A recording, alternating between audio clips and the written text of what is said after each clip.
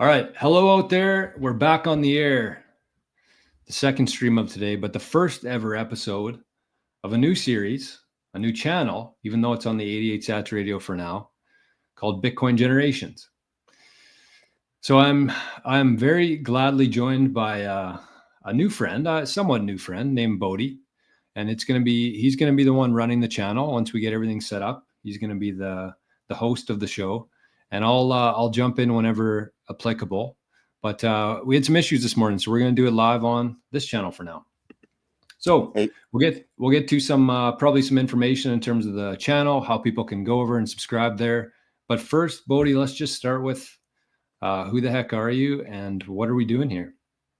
Hey, Jor, thanks a lot. I really, really appreciate your help with the technical difficulties. As you know, sometimes things go on. It's great to be with you. It's great to be with your audience, and you're the one who kind of spurred me on to get this started. So a real shout out to you, and thank you for all the information you've given me over the past year that I've been listening to you. Learned a ton, and so I really, one of the things that I really noticed about this was that that my generation of people just are not really engaged. They're really not connected, and I think maybe even viewed as like they're just stuck in the old system. They can't learn this new system, and I don't know. I think that if I can, like, I feel like I'm kind of like the turtle, that moves slow. But if I can learn things from you guys, from people who have been in the industry, a little bit longer than me, a little further ahead in the path than I am, then there's absolutely there's tons, there's millions, hundreds of millions of people like myself. They're older than me, maybe. They have a generation of wealth that they're looking at, like, well, how, what do we do really? I mean, how are we going to navigate this whole fiat system, once we understand what the problem is, to like preserve our wealth for the future? It's just a no-brainer to really pick up on it and to engage and start educating ourselves. Yeah, I agree. I do think that there's a huge hole in the market. I know that there are some people who are kind of targeting the older generation. And the one thing for me, it was kind of what solidified the need for this type of a show was a few conversations I had through the holiday season. And I understood that, I had a couple conversations with people who were, let's say, over the age of 50 and around that. And they really just knew nothing about it. And it was almost painful to me. But at the same time, I totally understand. It is just such a shock to the system. Bitcoin literally flips everything on its head from what we've been taught our whole life. And so when you have 50 or 60 or 70 years of living in that system, it is much harder to adapt and to open your mind up and say, you know what, even though it's always been this way, it doesn't mean that it's always going to be this way. And I think that is it's a hurdle for people. I think they're very intimidated. And I also think that there's a mixture of like ego and worry, because people of that era, that generation have done the work. They've worked for 30, 40, 50 years. And they don't want to put that wealth and that capital in a position where they're uncomfortable and they could lose it tomorrow. And that's how they see Bitcoin, because they don't fully understand it. Whereas people of, let's say, my generation and younger, we kind of grew up with the internet, and we haven't been working our whole life. So we don't have the same amount of capital that the baby boomers do. And so it's almost like a no-brainer for us. It's like, why not? What's there to lose? Like, the way that most people my age and younger see the world right now is like, there's no hope for anybody. There's no hope for anything. So it's like, why wouldn't I try something new here? And so I also understood that the majority of capital, as much as exciting as it is for people my age and below to be involved with this, the real wealth of the world is with the baby boomers. And it's kind of on their plate right now to decide what to do with that, because even though it is a little bit more risky and a learning curve, the traditional markets, the GICs, the savings account, it is literally just being melted away. And every time the government prints new dollars, it puts their retirement fund, it makes it less valuable. And so this show is going to be focused on a very slow pace, turtle pace, what to look for, And the hope here is that some of that wealth that you have accrued through the years is going to be around when you want to pass it down, or even later in your life when you want to utilize it. This is an asset that doesn't go down in value. It goes the opposite way. And the fiat system that most people live in, they are getting poorer every day by holding their wealth in fiat. And the Bitcoiners, as I'm sure you've noticed, life's getting cheaper for them because the purchasing power is going up every day and every year. So, yeah. Anyways, that's kind of my thoughts on it. And so maybe just tell us the purpose of this show that we're going to do, the frequency of it, the format. I do see some comments here that I'm going to be bringing up, but just kind of your vision for it, Bodie. Yeah, so this came out of a personal reason for because I have my own story. Everybody's got their own story, but my own background. I won't go into all that, but right now, but I have really strong conviction about preservation of wealth, as I'm sure a lot of people do. But my vision for the show was to try to like add some value to the open-minded baby boomer who is like, okay, talk to me about this. Let's what do you got to say about this? It's like, well, I don't have the knowledge base that I wish I had, but I do have a lot of experience communicating with people in different scenarios in my career life. And I think with knowledge comes, like practical application. It's like, okay, here it is, take what you want and leave the rest. But the importance of understanding the basics on this is paramount. Okay. It's math. Okay. It's how many ways can you get a math problem wrong? Oh, there's unlimited number of ways to get it wrong. There's one way to get it right. And you might get there several different ways, but if you get the right answer, okay, you're good. So, we're not trying to reinvent the wheel. We're not trying to solve all the world's problems with Bitcoin generations. We're trying to teach simple concepts and terminology that people understand, that they can take home with them and go, okay, I understand this much now. Okay, let me research that. Now I understand this much. Let me go to the next point and go and understand that. So we're going to be talking about terminology here. You mentioned a couple things already, and I think you and I would assume, we know what fiat is, right? But I would encourage our listeners today to go down. I'm going to put some simple things out there for people who listeners who are listening today. They might already know this, but maybe they don't. And that is some good resources for them to go to. Some people that we listen to, maybe. But we're going to do that here as well for you. We're going to be a trusted resource here to go through kind of things slowly. And, so fiat, the term fiat, okay, that's like, to the new person, to the Bitcoin world, like, what do you mean fiat? Are you talking about the little car that goes around? No, actually. Okay, understand where, we're trying to get into like money and where it came from and why it's not worth what it used to be worth, because it's not backed by anything anymore, but the good word of the U.S. government.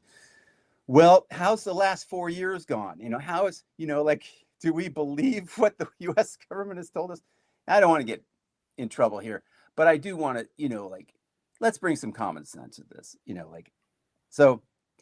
We're trying to do the Bitcoin Generations podcast once a week. It should be Thursdays, I believe, and then there'll be some clips and some shorts too. But the overall thing is like, if you go to the YouTube channel and you look at Bitcoin Generations on our YouTube channel. There's a picture there, and there's a picture of two generations of Bitcoiners. Well, two generations of my family who who that's kind of that's a driving passion for the reason why I'm doing what I'm doing, because they didn't, like my mom is in that picture. Okay, she's no longer living, but that just gives you an idea of like how important it is. If she'd have known about this at the time, she would have been all in. But this came after her time, and I'm going to make sure my kids already know. My kids already know that this is something that we're going to be learning about, and we're going to be learning about it weekly, constantly. And it's one of those things that I think is it's just critical. It's critical. If you have any wealth and you want to preserve it, you need to educate yourself, because no longer are we in a state where we want to rely on, the banking system that's been around us to preserve our wealth or to save. When we know what's going on with our money, we know what's happening with our US dollars, for example. Okay. There's better ways to save. There's better ways to preserve your wealth. And it also requires that we get educated, because we need to have bank level security, don't we? I mean, uh, that's the level of encryption that we've been talking about. You've mentioned a lot on your show about the super backed. It's absolutely. I think some people think they might understand it at first, but it goes so many levels deeper, and more encryption than you really think of at first. But I think you've mentioned this bank level security. Am I right on that? Yeah. So, I mean, a couple of things just to note about Bitcoin itself when you're first getting into it or you're kind of new into Bitcoin. There are trade-offs, right? I think we've all grown up in a system where you pay a little bit for it. You pay fees, you pay insurance, you pay all these different costs throughout your life that are just kind of normalized. But it helps protect your wealth from somebody taking it for the most part, right? Somebody breaks into your house, you have insurance. Somebody hacks your bank account, you have essentially insurance for that. So you pay for that though, and that's the trade-off. And you're totally reliant on that banking system to have your money when you want it, and to be able to do whatever you want with it. And so with Bitcoin, the trade-off there is that you have complete independence. You have the ability to spend it whenever you want to. You completely own it. And that's a big difference between what we know and what most people know, is that you don't need anybody's permission to send it. And that's a big deal, especially, after going through these last couple of years here, seeing what we saw in Canada in terms of our government overreach and actually freezing bank accounts if you oppose the political leaders. So this isn't something that's just a hypothetical anymore. This is something that we're living through right now. Yeah. And so with that, the trade-off there is that you don't have anybody backing you up here. You don't have any insurance on this yet. It'll be coming, as Bitcoin grows, as the network grows, there'll be options for this, and you will make some trade-offs with that as well. But your Bitcoin is being your own bank. It's taken on that responsibility of, if you want to hold your wealth, if you want to preserve your wealth, you have to take a little bit of responsibility here. And so that's kind of what my show focuses on. That's what this show is going to be focused on, is not only buying Bitcoin, that's kind of the easy part, but it's learning how to transact with it, and it's learning how to store it to make sure that when the time comes, in terms generationally, that Bitcoin is going to be there for a very long time. And I think that it's important to kind of point that out the very first episode here, how I see this thing. Like, I'm from very small town Manitoba, the prairies. And so there's a lot of farmers. It's a big agricultural area here. And so farmers around this area, they buy land. They've had land for the last generations. They still hold that land. They work the land, and they live off the land for the most part. And I really see Bitcoin as the exact same thing in a digital sense. And so the Bitcoin that I'm buying today and storing today, I might sell, I might spend a fraction of it, but for the most part, this is something that I plan on passing on generations.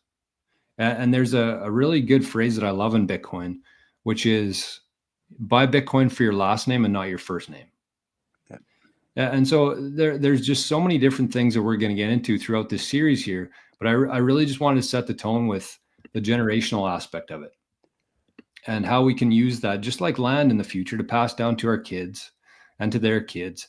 And this is not an asset that you're going to buy this month and sell for double or triple in a month or two from now. Contrary to the media's and the mainstream, their opinion on it, it's not a get rich quick scheme. This is a very long-term generational play. And so you have to take every precaution to when you're buying it and when you're protecting it throughout the generations. Great points. Thank you for that. It's kind of keeping us in the thing. What I really like is I never really liked investing or I mean, not investing, but trading where you buy low, sell high. That's when you really step back and you think, what kind of mentality is that? I don't want to say a fiat mentality, but it kind of is a short-term horizon sort of way of thinking about investing in something. And I totally understand the real estate, how long-term investments, people made long-term investments in real estate, but we could go down that rabbit hole and talk about that too at some point. But the point that I'm making is that the short-term mentality of thinking that we're going to just buy low and sell high, wait, you're missing the entire concept of and the entire value proposition that is Bitcoin. And that is, you buy, and the reason you would buy at a low, a medium, or a high, any price, is because if you see what is going on here, and you really won't see it until you spend some time investing your time into education, understanding, find resources that work for you, that help you understand. Yes, it's going to create questions. Yes, those questions are perfectly valid, and yes, they need answers. And this is a venue right here on Bitcoin Generations to ask those questions. Jor and I bring different kinds of backgrounds and values to what we're doing here. It's a perfect place to ask questions. And if you have those, Jor has been helping people. He's helped me a little bit. Actually, there's somebody else that has been helping me, and she has been fantastic. I would just tell you, if you have questions and you need help, reach out. You can contact me, or you can contact Jor. We'll have all of our information in the show notes. But it's all going to go towards helping you, but also helping other people understand what this Bitcoin thing is and why do we need to know about it? I mean, what's the big deal? Why is everybody so worked up about Bitcoin? I mean, that'd be a question for you. Okay, Jor, I'm this guy over here swinging on my swing set, and my wife's sitting next to me, and we got some questions, but what's the big deal about Bitcoin? I hear about it all the time, but I can't see it. I don't know that it's doing what they say it's doing. Why should I learn about this? This is just one of those other crypto things, isn't it? Yeah, and I mean, I've had that question quite a bit through my not necessarily on this from a person on a swing set, but but conversations I've had, and that is a great question. I think that's a really good place to start, because unless you understand why Bitcoin's valuable, then you won't take any more time to really invest your time, because time is scarce and you only have so much time on this earth here. And so unless you kind of have an idea and an open mind, you're never really going to start going down the Bitcoin rabbit hole. And so to really understand what makes Bitcoin valuable, I think the closest comparison for me is gold. And it's gold has been used for thousands, hundreds of thousands of years as a store of value. And I think that that's the best way to look at Bitcoin from a very first principles standpoint. And if I like comparing it to a bunch of different things, because that's what people can really relate to. And so why was gold valuable up until, or it still is, it's still holding its purchasing power well compared to the US dollar. But what made it valuable through the years? It's the scarcity aspect of it. And up until 1971, our currency in the US and around the world for the most part was backed by gold. And so if you wanted to to spend money, if you wanted to deposit anything into a bank account, it was with gold. They would hold the gold and they would issue paper certificates that's where you can go out and you could spend. So nobody had the ability to just create new money. This is a brand new thing. This is a brand new experiment that they've been using for 50 years. And we can kind of see it playing out now. And if you look at a website, a really good resource, I think, for a lot of people to start is a website called WTF Happened in 1971. And that's when we went off the gold standard. And you can see every aspect of society starting to break down from that point. As soon as you don't have anything that's backing your currency, that's a big problem. And if you look at any issue that we have facing our society today, it always goes back to the fact that there's a small group of people who have the ability and access to print money.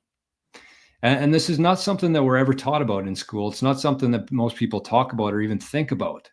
And I mean, from my perspective myself, just to give a little bit of a background on me for the people on Bitcoin Generations channel who might be seeing this, I was a CPA, and I went through 6.5 years of school. I minored in economics. My dad worked at the bank for 40 years.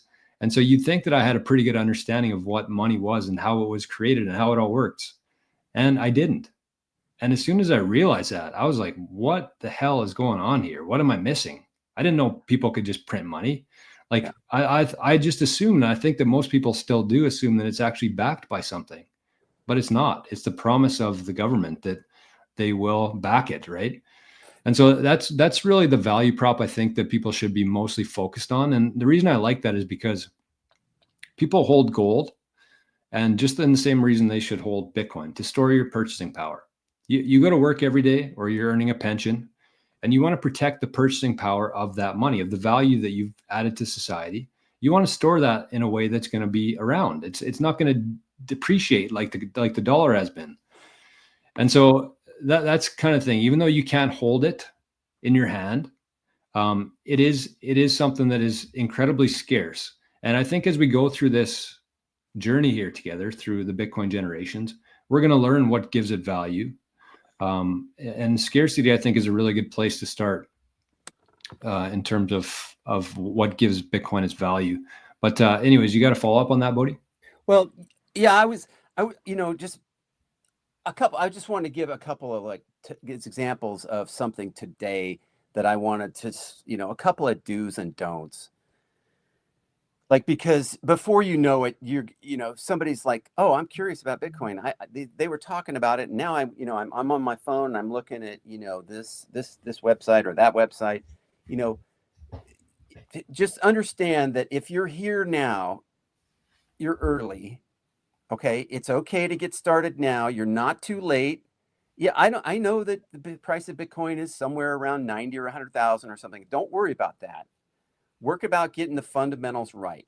Mm-hmm. And so a couple of do's. One of the things that I learned from you, Jor, was do your due diligence. Do your own research. Don't take our word for it. Sure, take what you want and leave the rest, but do your own research. Yeah. Do get an account. You're going to need an account, at least one. You've told us at least one with an exchange, but it matters which exchange you're on. If you're in the United States, we probably have some recommendations. We can talk about that, but not all exchanges are created equal, right? Okay, so you need to So what is an exchange, Bodhi? Let's start with that, because what's an exchange? Most people who don't hold Bitcoin, what's an exchange? Yeah. Okay. Great question. And so, that's a place where you sign up for an account and you exchange your US dollars for a cryptocurrency. Okay. It could be A, B, C, D, E, F, G, whatever it is that they're selling. But Bitcoin only.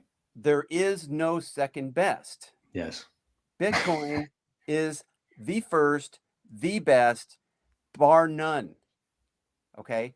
Don't get talked into, don't get routed in another direction to something else just because your banker or somebody else just says that, oh, this is the way to go. No, Bitcoin is the way to go. You don't believe us? Look at the charts. Do your own research. Okay. So that would be my first thing, is talk about the exchange. Now, I gave you the layman's version definition of what an exchange is. That's what people need to know, is that you send them dollars, they send you Bitcoin. Okay.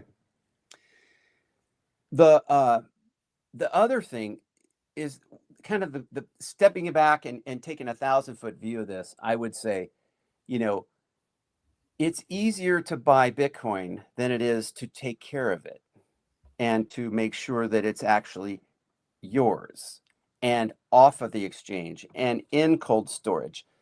Don't worry, don't let your eyes glaze over because I just said that, but understand that it takes a little bit of knowledge, a little bit of extra work to get that done. You want to take it slowly. Don't get in a hurry. Don't, don't get worried about not being able to do all that, but just know that just because you buy it and you can see it on your phone, there it is right there. No, that doesn't mean that it's yours. That means that you purchased it, you trade your money for something on your computer screen, in their website, under their umbrella, in their ecosystem, in their walled garden. That doesn't mean it's yours yet. Right. But it's in your account, yes. But what could happen? Their account could get frozen. It could be like what happened in Canada. And we've had I'll leave it right there. Yeah, no, I just to kind of piggyback off that, I think that is a really good point for people who are just getting into this thing to understand, is that until you actually bring it into your own self-custody, which means you take it off the exchange and into your own wallet that only you control, only you have the keys to, and only you can move Bitcoin out of there. But the one thing I would say is that that's kind of just like a really good practice for Bitcoiners and knowledgeable Bitcoiners. But when you're first getting started here, don't feel like you have to rush into that. I think that that's a big mistake that a lot of people make, is that they're too intimidated to start because they know that they're going to have to take self-custody of this thing. And it's not just a real straightforward process there. So the one thing I would say, if you're somebody who wants to get going with this right away, it's totally fine to leave your Bitcoin on an exchange for a couple weeks, a month, a couple months, while you kind of get your feet underneath you and get some help. Maybe you take some time, you invest your time or your money to get help with that. But the majority of people who actually lose their Bitcoin, it's not because they got hacked. It's not because, it's them who lost it by overcomplicating, by going too fast. And so, if you want to use an exchange and just hold your Bitcoin on there for a couple months while you get your stuff together, I guess we'll say, that's totally fine. Like don't think that you have to move it off of the exchange as soon as you get it. That's where people get burned. They make a mistake, they go at it too quick. And most people, when they lose their Bitcoin, it's their own user experience, their own fault, essentially. Nobody hacks it, right? Right. So I think that is a great point, just to kind of, as we go along here, that should be everybody's goal, 100%, is to get their Bitcoin in their own custody that they only hold the keys to. But when you're first starting, like it's totally okay to leave your Bitcoin on the exchange for a little while you get that sorted out, just to make sure it's there. Yeah, I remember that I was like, I was convicted, and I was listening to you, and I was like, oh man, I need to get this off here. It's Yeah. been on here for a year. And I'm like, oh no, I'm never going to get it off here. And then like, well, it was a little bit of work, but I learned that, yeah, okay, no, that's it. That's work. That's worth it. It's important, and I will get there, but I Yes, don't have to get there like today or this week. exactly. And it Yeah, is much great point. safer, I think, on an exchange, even though exchanges have gone down and things have happened on exchanges. But I think overall, generally speaking, your Bitcoin, if you're brand new to this thing and you just want to buy some Bitcoin, it's going to be safer with the exchange than it is by you trying to set up a wallet, get a new device, move it around, lose your keys, right? So that's kind of the idea there. But You know, I just want to say one more thing about the Bitcoin itself and the scarcity aspect of things, because it is a very important point here to understand, in terms of the scarcity and the fact that no one party controls Bitcoin. There's no owner of Bitcoin. It's all network based. It's all open, transparent ledger. Essentially, that's what the Bitcoin network is. And the reason why that is valuable is because there's no country, there's no company, there's nobody who can just decide one day that they're going to print more Bitcoin. Because we've seen the issues with that. When you give the ability of a government, of a central bank, of anybody access to print money, they're going to do it. It's a very addicting thing, and it's very harmful to society. Yeah. And so the nice thing about Bitcoin is it has all the same properties, all the same characteristics as our money, especially the way we use it today in terms of the online digital banking. It has all the exact same properties, except nobody has the ability to print it. And the supply schedule is fixed. It's known. And we know how many Bitcoin exist today. We know how many Bitcoin are going to exist tomorrow. And we know how many Bitcoin are going to exist 100 years from now. And the trust and the benefit that that provides to people who hold Bitcoin as their savings account is massive. So that's the scarcity there. It's much different than we've ever known. It's an asset that we've never had anything like it before. And the last thing I'd say to that is with the gold versus Bitcoin comparison, it's important to know, because since you can't print Bitcoin, regardless of how many people want to buy it, regardless of Bodhi, myself, Rick in the chat, Eric in the chat, there could be as much demand as possible. Every person on earth could want Bitcoin. Every country could want Bitcoin, but there's only so much available. So the demand does not matter. The supply will not change. And so if you compare that to gold, where if the price of gold went up to $100,000 tomorrow, what would happen? People would be going out to the mountains. Companies would fire up. Countries would be incentivizing people to get gold. There'd be a lot more supply come onto the market. Yeah. So as demand goes up, as the price goes up, the supply can be met over time. It wouldn't happen in a week, but over time, the supply can meet the demand of that. With Bitcoin, irregardless of the demand, the supply will not change. And that's very important in terms of a store of value and a reserve asset, which is Bitcoin. That is one of the, if not the most important aspect of it, is scarcity, or limited supply that is not governable by a human being. It's not. It's already in place. It's already in motion. It cannot be stopped. It cannot be.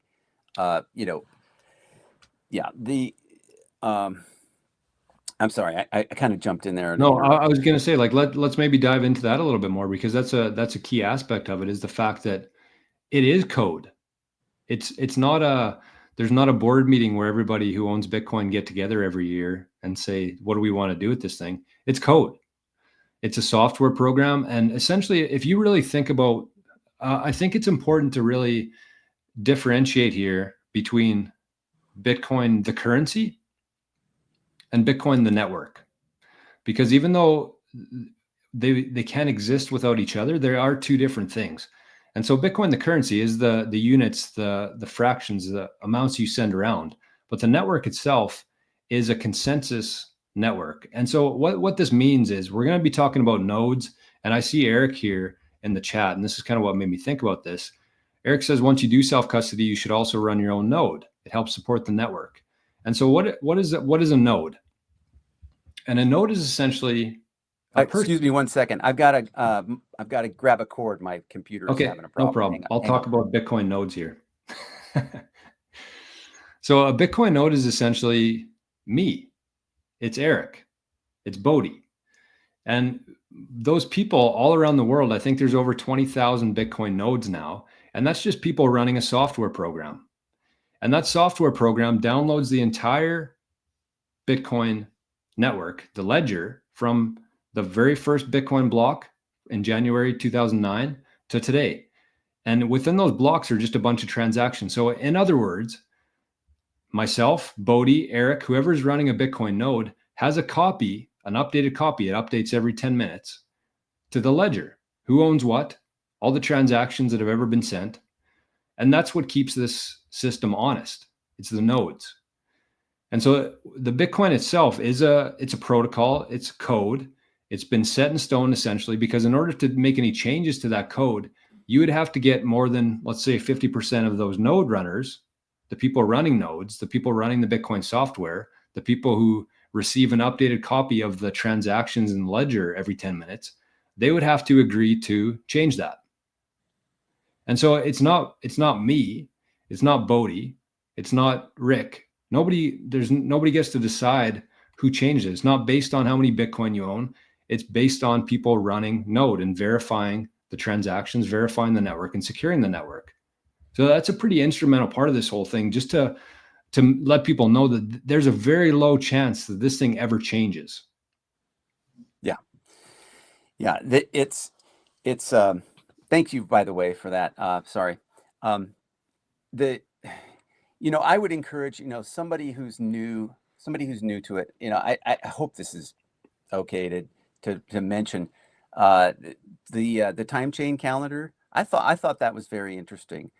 As you're trying to like get a,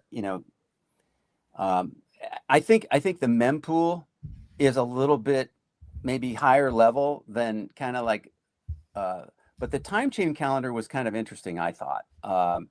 As a new Bitcoiner, I saw that and I was like, wow, that's interesting. Like, how does that work? And it's almost like it's a clock. Mm-hmm. It's got a lot of things, lots and lots of information on that one thing, but it's actually fairly simple to see. A new Bitcoiner would be looking at this and going like, what am I looking at? Like, and I don't know if we really want to go down and explain all of it right now, but just to know that is there, it's there 24/7. Bitcoin never sleeps. It's always going, it's, I don't know. I just thought that's kind of an interesting thing to see. You'll notice that, there's just a ton of information here. Do you want to mention anything about that, or should we move on? Yeah, no, this is a really good, I think, resource for people just to kind of if you're somebody who's new to Bitcoin, you look at this, it's going to look like a different language, honestly, and it's very easy to get wrapped up in the terminologies and get intimidated by it. But when you really stop and just objectively look at things, and once you've been in it for a little while, like it's just one thing to know, I think, as well, is that I've been in Bitcoin for over 4 years now. And there's still so many things that I don't know about Bitcoin, so many things. And I'm learning new things every day.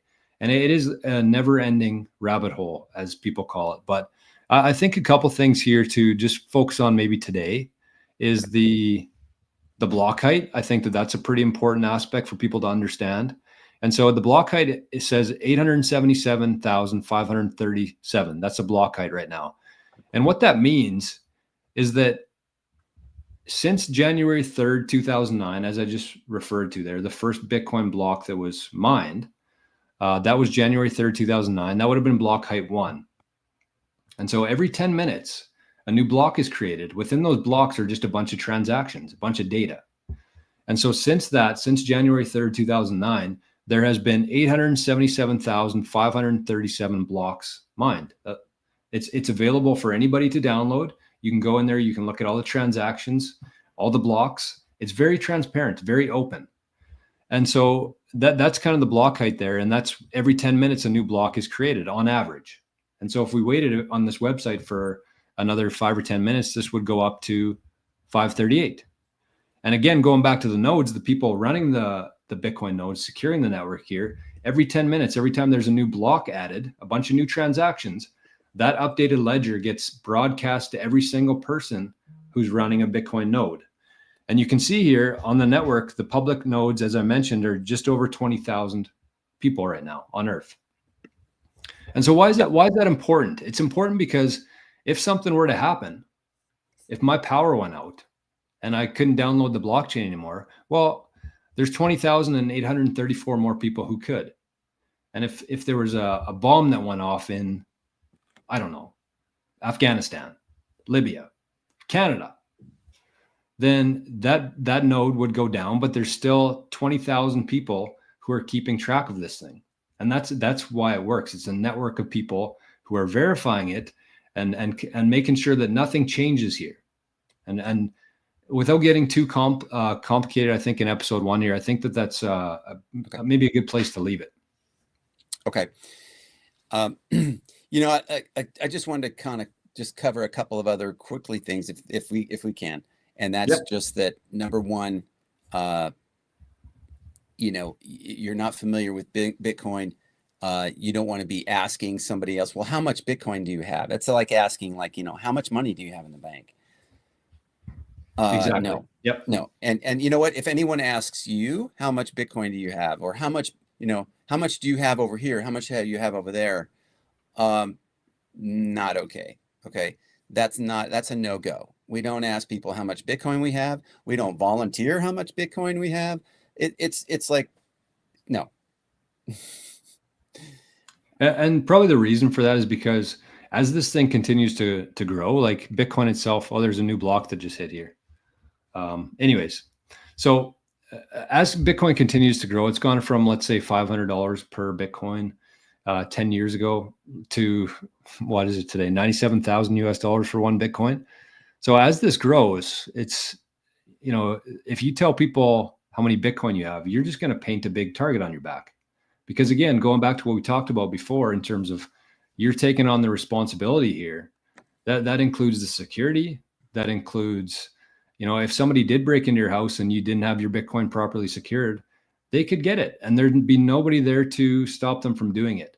And so if you start telling people how much Bitcoin you have, they start telling people. It's one of those things for me that always really stands out. I don't know if it's a psychological thing, but like if somebody tells you how much money they make or how much they have in this, those are things that people never forget. And so even in 5 years from now, if you accidentally told somebody that you had half a Bitcoin or a Bitcoin, and all of a sudden that's worth a couple $1,000,000, like you're putting a big target on your back that you don't have to do. It's just all Right. ego where people want to tell how much Bitcoin you have. And there's absolutely no reason for anybody to know how much Bitcoin you have. Nobody. There's another thing that's kind of like it doesn't really get talked about out loud, and that is just the simple fact of the education is so important. And why is the education so important? I'm going to make the case for the education is so important because without knowledge, we can't even really discuss with any confidence really anything about it. And what that leads to is a silence or a just sort of a like we're not going to talk about the elephant in the room, like wait a minute, which brings us right back around to when you educate yourself, when you are working with people who have earned your trust, and trying to help you, then you get to the point where it's like, okay, I know enough about this that I have seen the need to, I've gone down this training. I've done enough of these basic things that I've learned. I've gone, step one, step two, step three, step four, and I'm going to ask you to talk about the 365 videos if you would, or at some point. But I've gone down this road about all these things that I need to know, and I've got to the point now, let's say, where I've self-custodied my Bitcoin. At some point you're going to get to that point. And not only have I self-custodied my Bitcoin, but I have it in a multi-sig setup, which will also cover what that is. But what that means is if somebody breaks in my house and, no matter what, it's, I don't have it. It's not something that is going to be at risk in that scenario. And I think that, given the fact that you have to take responsibility for so much, which can be intimidating, can be put off, but when you get to that point and you are like, okay, that gives you a confidence, that gives you an inner contentment and satisfaction that, you can breathe a sigh of relief, because I know that wealth is being preserved, and I am doing my normal life. I am working hard. I'm doing the Yes. things that I need to do. My family's doing, we're all doing all these things. We don't have to worry about that part. We may have to worry about, like, what do we have tonight for dinner? But do you see what I'm saying? Absolutely. And I do think it's important to kind of, I like starting where, with a end goal in mind. And I do think that one of the goals of this channel is not only to get people to purchase Bitcoin, to protect their purchasing power, to protect their wealth, but to secure it in a way where, as Bodhi mentioned, if somebody broke in your house, they actually can't do anything about it. And to get to that step, it does require some time, some effort, some patience, and having a really good understanding. It's not something that you want to do. And I think that's a good lesson, just to take things very slow from day one. This isn't something you want to rush here. Just understand how early we are. And this is something you really want to make sure is built properly, like a really solid foundation. And I think that that's what we're going to try to slowly do here. But if you think about where you want to get to here, which is in a multi-sig setup in a way where if somebody broke into your house, because you're the sole responsibility of your Bitcoin, you want to set it up a way where they actually can't do anything. And there are ways, like Bitcoin is programmable money. And so there's a ton of different things that you can do with that we've never been able to do before. And so one of those things is a multi-sig setup. And the way I want people to think about this, and where most people would be familiar in the legacy system, would be if you're on a board of directors at a company or an organization, there's certain safeguards and security measures put in place.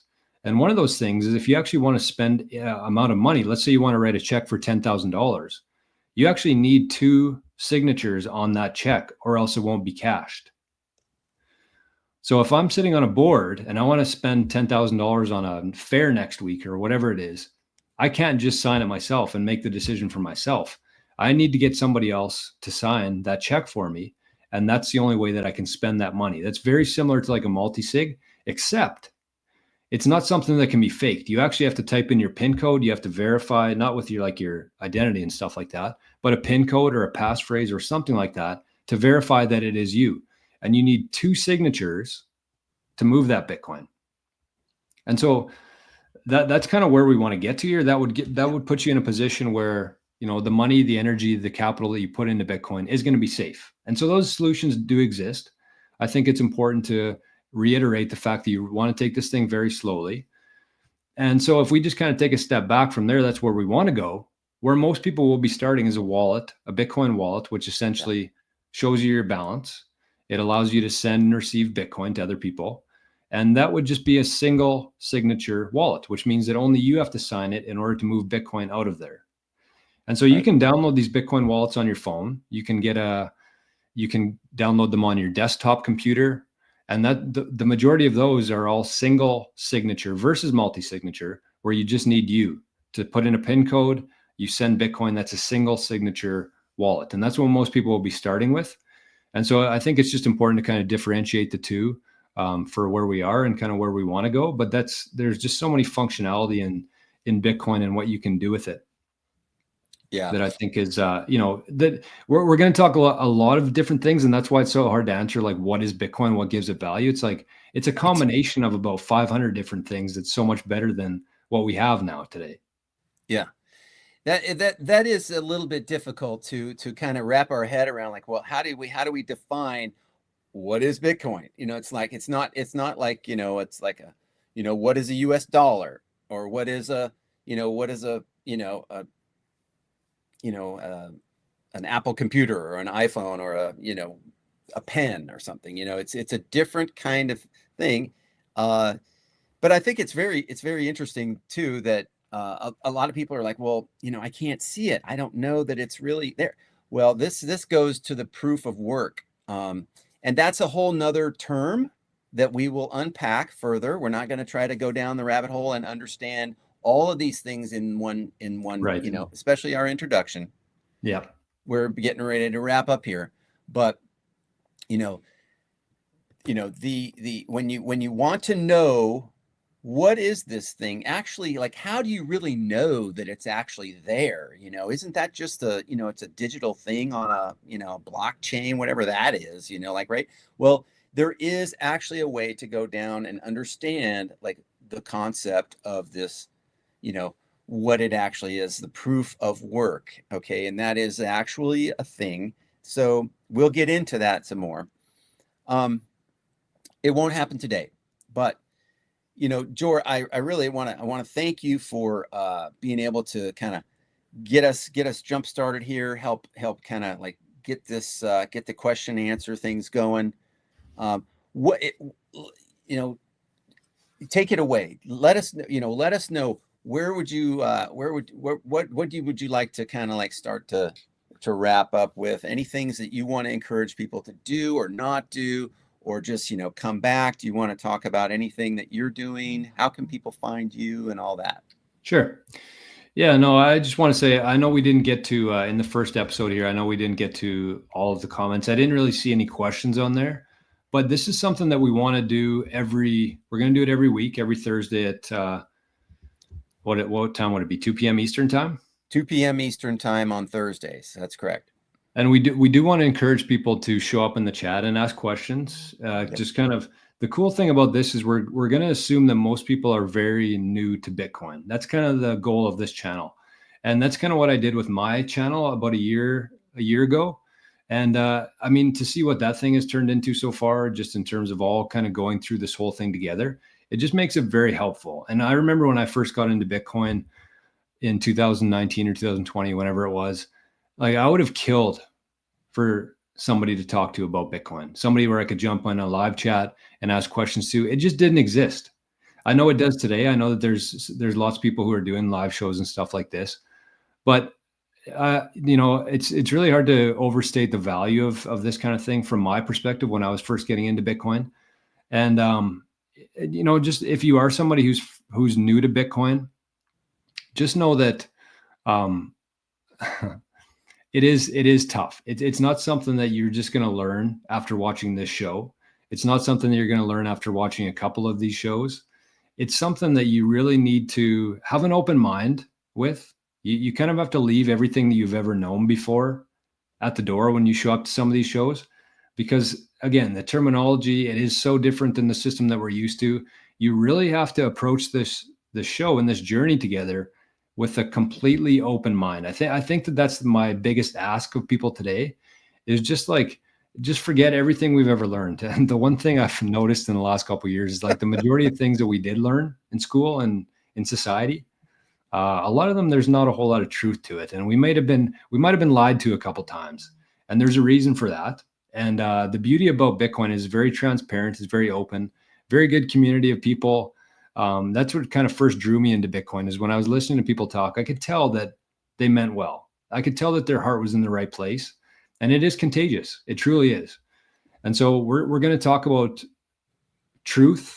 I think that that's one of the main reasons my channel has grown like it has, is just being honest, being genuine. We're going to do this live. If you have any questions, if you just want to hang out and learn, you don't have to say anything. There's no pressure at all. Everything in Bitcoin is voluntary. And I think that that's maybe where I want to leave it today, is that if you look at the dollar, what backs it, the ability to print it, and the fact that they force you to use it. And if you don't use it, if you don't do it their way, sorry, you're going to jail. And that has, up until Bitcoin, they could get away with it. But this is kind of a system that complements it in a way. It makes it stronger, but also goes around it, if depending on how you want to approach this thing. But that's where I would kind of leave it, is like everything here is voluntary. We're not going to force you to do anything. You're here because you want to be. Nobody's paying you. Nobody's forcing you to watch this show. Everything within Bitcoin, start to finish, is completely voluntary. And I think that in itself is just such a beautiful thing that we've never had before. So I'm excited. I do this stuff because I love doing it. It excites me. And I just want to help as many people as I can. Just realize the problem with the old system, and that there is an alternative. It's very easy to feel hopeless out there, and like, you're just kind of spinning in a wheel, and you're just losing your purchasing power and the value of your work every day. But there is an alternative. And I think that once people understand that, everything changes from start to finish. So when we went off the gold standard, things started getting bad without people even knowing about it. And as we move on to a new standard of truth and transparency and honesty and fairness, not everybody's going to get it, but they will see their lives improving. Yeah, absolutely. I would encourage any of our listeners to like and subscribe for the channel. We're trying to bring honest, authentic content for you all. That's why I wanted to team up with Jor, if he would he would have me on come on and help answer questions and help us with this thing. This is a good thing for us to be engaged in. It's the future, and we want to have our Bitcoin well taken care of for future generations. Again, thanks for watching, and thanks for supporting our channel. And so just to quickly wrap up here, I mean, we're probably going to try to keep these within an hour, I think, for the most part, Bodhi, just for our schedule's sake. Yeah. But again, show up next week. If you got any questions after today's show, write them down on a notepad. I would advise people, honestly, just to get a brand new, fresh notepad. Show up every day. If you can't make the live shows, they will be available later on the channel. This video is going to be posted on the Bitcoin Generations YouTube channel there. I shared the link in the comments there. And just show up. And again, even if you don't want to ask any questions, if you want to just be a fly on the wall and take everything in, that's fine too. But if you do have any questions, write them down every week. Show up, throw it in the chat. And I think the really fun thing about this show compared to other shows is that we're gonna see them. And if you got a question, you throw it in the chat. We'll discuss. If we don't have an answer to it, we'll kind of tell you where to look to, or however it makes the most sense. But no, that's it. Make sure you check out the Generations. Hopefully we can get that one streamed on the channel next week. Yeah. And that's it. Hey, look at that. Locksky. Locksky's been a very big supporter of the 88 Sats Radio. And that's maybe one other thing I would say just before we go here. Nice. Is I do a show every morning at 9 a.m. Eastern time. And it's called 88 Sats Radio here. And it's the same kind of format. It's kind of geared towards, I would say, more intermediate, advanced Bitcoiners. We just talk about a bunch of different things every day. Locksky's been a very big supporter of the channel, so I just wanted to say thanks for that. And yeah, if you want some, if you didn't get enough today, you can show up every morning at 9 a.m. and then join us on Thursdays here. Yeah, awesome, Locksky. Way to go. And thank you for everybody for all the support, for Jor and for me over here. We're all in different places and trying to just paddle in the same direction. So yeah, appreciate you, Jor, man. All right, same to you, Bodhi. And I love this idea. I think it's going to get a lot of traction for people who are somewhat new. And I think that over these next couple months, especially if Trump does what we expect him to do in January, I think there's going to be a lot of new people who are like, okay, I need to get some Bitcoin. And we want to be the people who kind of help you through that whole thing and really hold your hand in some way and answer any questions, because we know that there are plenty of them. So thank you, Bodhi, for taking time of your day to be here to help people. And thanks everybody for showing up in the comments, and make sure to go check out Bitcoin Generations there and give us a subscribe over there. Give us a positive feedback loop here. So have a great day, everybody. Thanks again, Bodhi. And we'll see you next week. Yeah. Thank you. Okay. Bye-bye. Bye.